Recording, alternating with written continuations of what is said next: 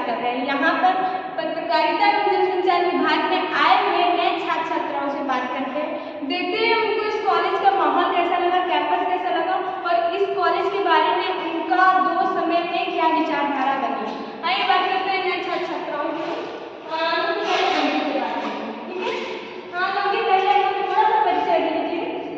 मेरा नाम अंकित है। किस स्कूल से आपने एंटर किया है? सरस्वती शिशु मंदिर। अच्छा, तो कॉलेज के बारे में आप क्या कहना चाहेंगे? यहाँ पर कॉलेज में आपको कैसा लगता है और कॉलेज कैंपस कैसा है, पढ़ाई कैसी है, फैकल्टी कैसी? पढ़ाई भी ठीक है, फैकल्टी भी ठीक है और विकास सर भी ठीक है। विकास सर की भी नेचर बढ़िया है, सबसे अच्छा नेचर है विकास सर। अच्छा, और पढ़ाई में क्या कहना आप मतलब पढ़ाई कितना समझ पा रहे हैं? जैसे नया कोर्स है, अभी तक ये कोर्स नहीं थे, अभी पिछले 5-6 साल से ये पत्रकारिता का कोर्स चला है, तो इसके बारे में क्या कहना चाहिए? आपके ऐसा कोई रिलेशन में है जिसने ये कोर्स किया है? हाँ, अनुज सचान। मतलब आप इस कोर्स के लिए पहले से तैयार हैं? हाँ। चलिए, बहुत बहुत धन्यवाद अंकित। अब आपसे हमसे बात करते हैं, अपना नाम बताइए। जी, मेरा नाम विकास प्रताप सिंह है और मैं प्रथम वर्षीय पत्रकारिता एवं जनसंचार विभाग के प्रथम वर्षीय का छात्र हूँ। अच्छा, तो विकास आप सबसे पहले ये बताइए आपको कॉलेज कैंपस कैसा लगा? जैसे आप अभी स्कूल से होकर आए, तो ये स्कूल और कॉलेज का माहौल बहुत अंतर होता है, तो आप ये बताइए कॉलेज का माहौल आपको कैसा लगा? जी, कॉलेज का माहौल काफ़ी अच्छा है, बहुत अच्छा है और यहाँ का जो नेचर है, मैं सबसे ज़्यादा खुश हुआ यहाँ का नेचर देख के। यहाँ का मतलब पेड़ पौधे, फिर उसके बाद से पार्क जो हो गए, फिर और सबसे अच्छा चीज़ मतलब जो मैं यूनिवर्सिटी में पढ़ना है, यूनिवर्सिटी में तो यहाँ काफ़ी सारे कोर्सेज होते हैं, काफ़ी सारे नहीं सारे कोर्सेज होते हैं। तो मैंने एक चीज़ यहाँ पे देखी MBBS, फिर उसके बाद से पैरामेडिकल, उसके बाद फिर फार्मेसी, फिर नर्सिंग, सारे जो लोग हैं इनमें जो विद्यार्थी हैं उनसे मतलब मेरी मुलाकात होती है। मुलाकात क्या होती है, लोग साथ ही रहते हैं हॉस्टल में, तो मतलब काफ़ी कुछ सीखने को मिलता है बाकी ब्रांचेस में भी।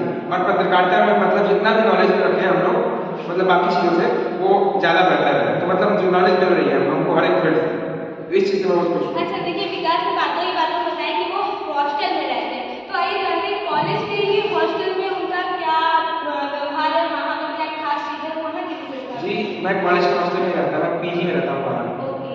तो वहाँ पर मतलब सारे रूम्स नाइस हैं वहाँ पर, तो सारे मतलब हर एक जगह की रामा के स्टूडेंट्स वहाँ ज़्यादा रहते हैं, तो हॉस्टल ही एक तरह का हो गया हॉस्टल ही। अब मिलते हैं इनसे, तो अपना नाम बताइए। मेरा नाम पूनम गुप्ता है और मैं इसी वर्ष इस विश्वविद्यालय में एडमिशन लिया है।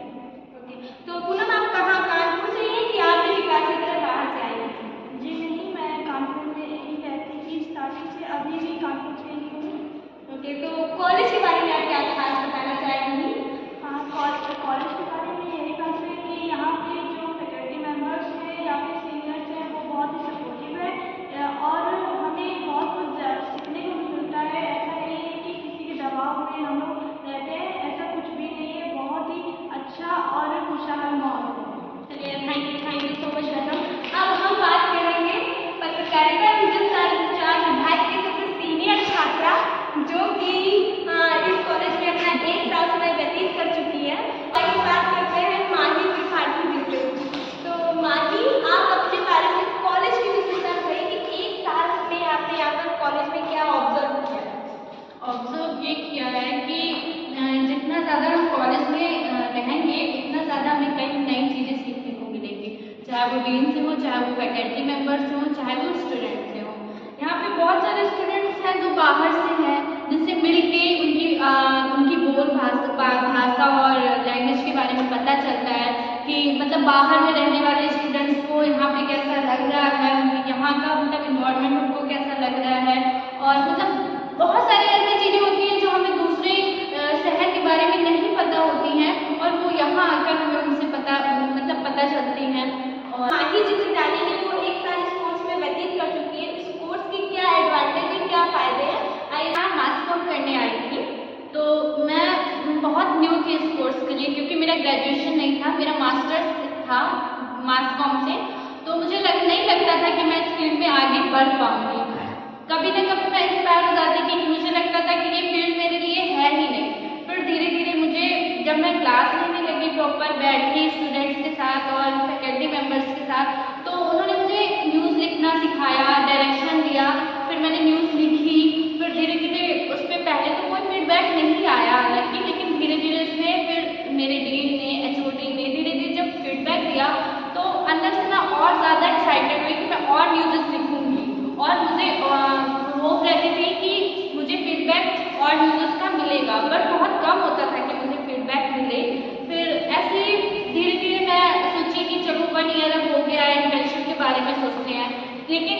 पॉसिबल नहीं था, क्योंकि रामा यूनिवर्सिटी में हमारे 3rd सेमेस्टर के बाद ही आप इंटर्नशिप के लिए अप्लाई कर सकते हैं, इससे पहले आप इंटर्नशिप के लिए अप्लाई नहीं कर सकते।